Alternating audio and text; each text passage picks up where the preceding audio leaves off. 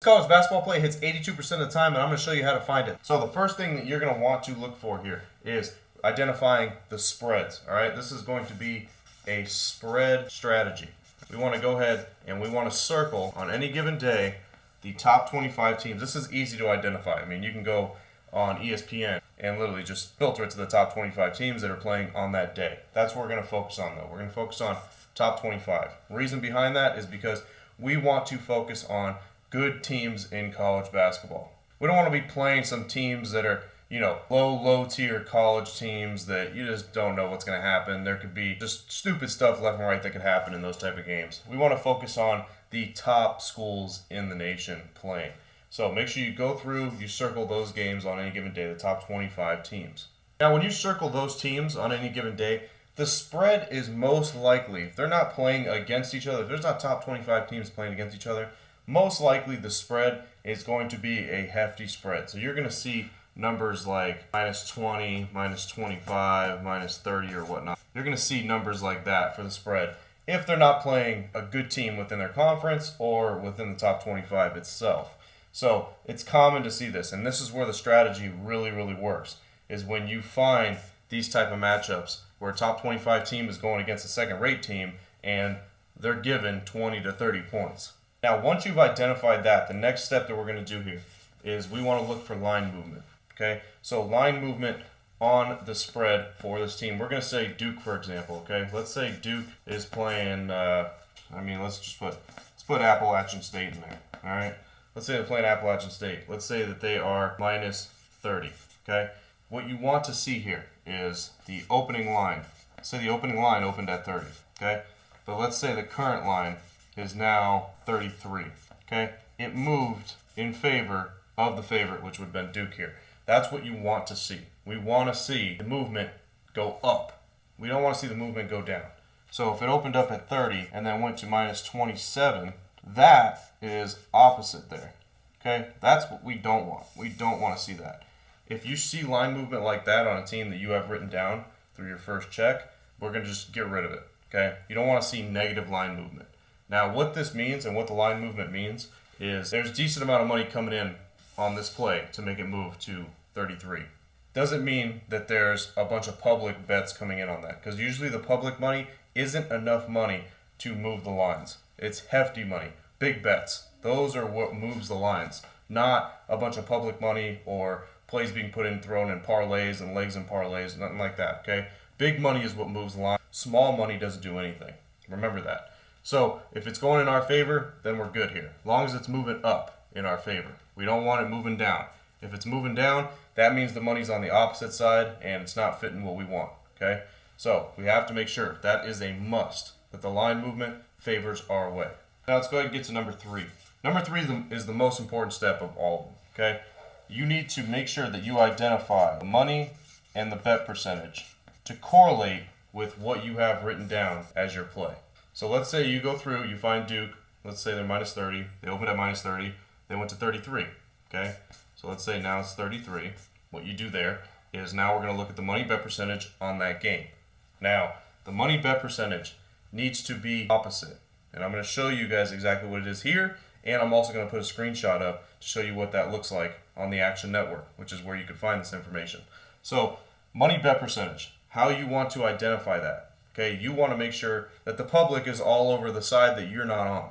Okay, so for example, let's say the bet percentage, we're going to put that here. Okay, let's say the bet percentage right now is 60%.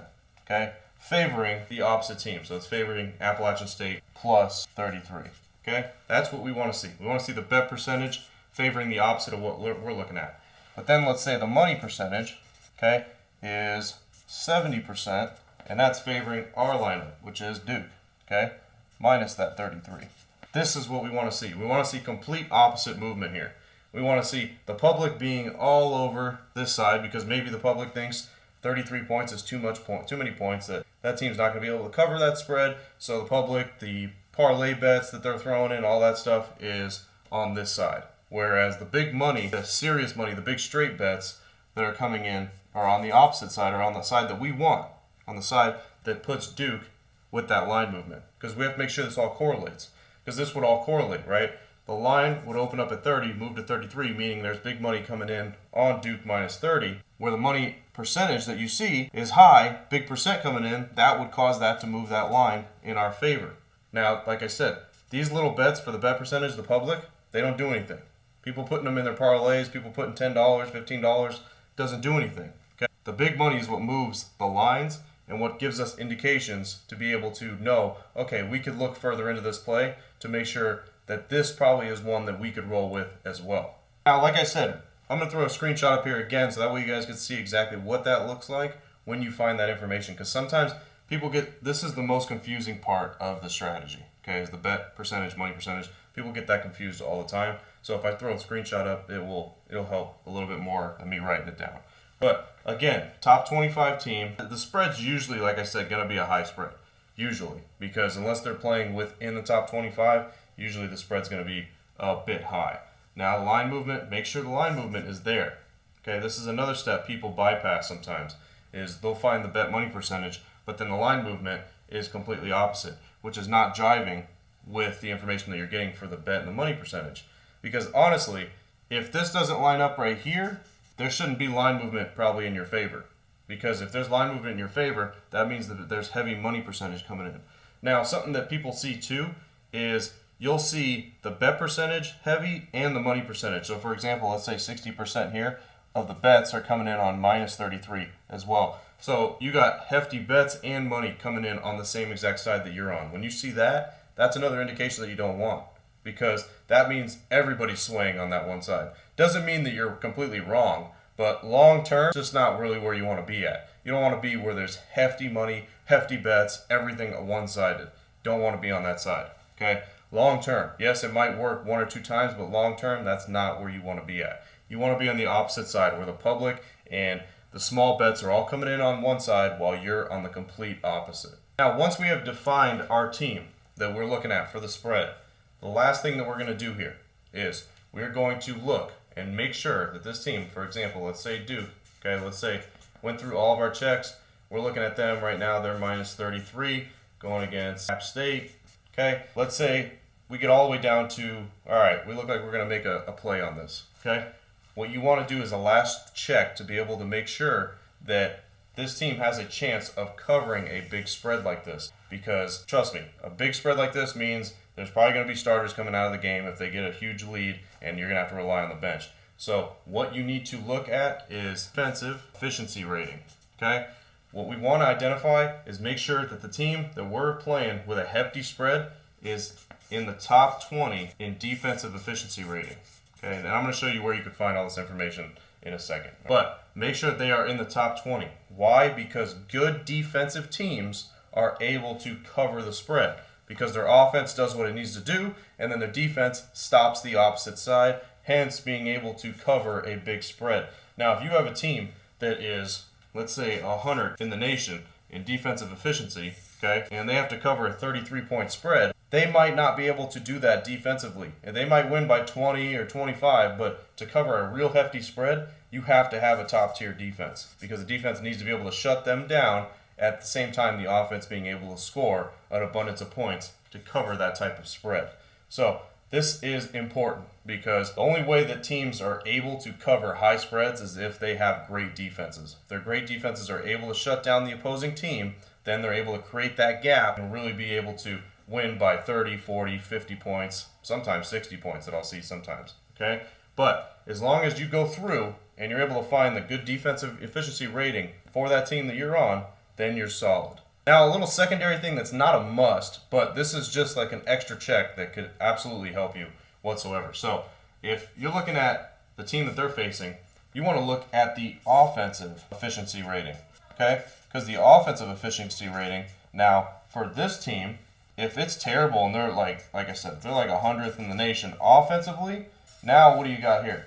Now you got, obviously, a top 25 team that's going to be a great team, right? You have a defense that's top 25 in efficiency rating going against an offense that's terrible in offensive efficiency rating, which means now you mix that in, there should almost be nearly 90% chance that they're able to cover a hefty spread, because they're not going to be able to score while the other team starts jacking up points and really accelerating and creating that gap that I was talking about. So that's just an extra little step. It's not a must, okay? It's not a must because even if they have a decent offensive efficiency rating, but the team you're on has a better defensive efficiency rating, then you're still going to be good, okay? But long term, you don't necessarily need this step, but this is always a good extra one to be like, all right, this makes even more sense now.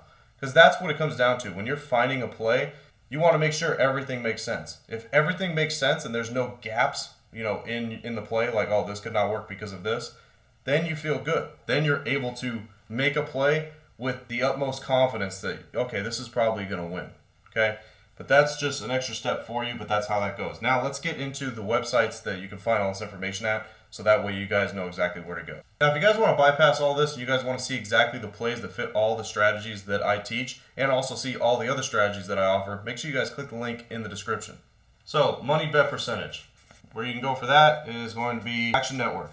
That's where you'll be able to find the money bet percentage at. Now, top 25 stuff, you can find this anywhere really, but you could literally just go on ESPN and go to college basketball. All right, college basketball, and you'll be able to find the top 25 teams playing on that given day. Now for the efficiency ratings, okay?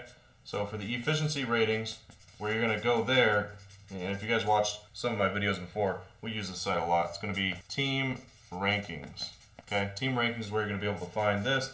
You'll go to college basketball, and then you'll go to scoring offense and scoring defense, okay? You go to that, you'll be able to find exactly the efficiency ratings of those squads that you're looking at on that given day. Now, what makes you hit a high percentage with this play is being able to, once you identify the play, and this is the play you're going to do, and you went through all the steps. All right, for example, that Duke minus 33. Once we went through and everything lines up, this is the play that we're going to play. This is what you want to do with that team, okay? You don't want to just take the number the sportsbook's going to give you, okay? You don't. You want to take the alternate spread here. And what you're going to do is you're going to buy back. This is the sweet spot, okay? The sweet spot for this is going to be between 6 and 7 points. The reason why is because that's the sweet spot you're going to be able to find to hit that high percentage. And you're going to have a little bit of an edge. Not a crazy edge, but you're going to have a little bit of an edge. Okay, so for example, let's say we took this and we dropped it down to Duke minus 26. Okay, that's what we would end up rolling with.